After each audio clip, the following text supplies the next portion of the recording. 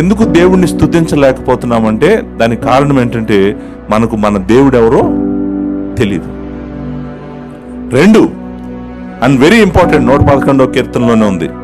2వ కారణం ఎందుకు మనము దేవుణ్ణి పూర్ణ హృదయంతో ఎల్లప్పుడూ స్తుతించలేకపోతున్నామంటే ఆయన చేసిన కార్యాలు ఏంటో మనకు తెలియదంట. ఆయన మనకు ఏ కార్యాలు చేశాడు మనం వాటిని జాగ్రత్తగా గమనించినప్పుడే మనం అట్లా చక్కగా ఆయన్ని స్తుతిస్తామంట.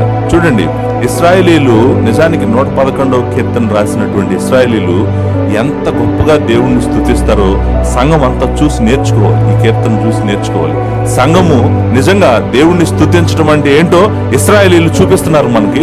మనం అందరము చూసి నేర్చుకోవాలి. ఎలా స్తుతిస్తున్నాడంటే దేవుని ప్రతి కార్యాన్ని కూడా జ్ఞాపకం చేసుకుంటున్నాడు, దేవుని ప్రతి క్రియను కూడా జ్ఞాపకం చేసుకుంటున్నాడు.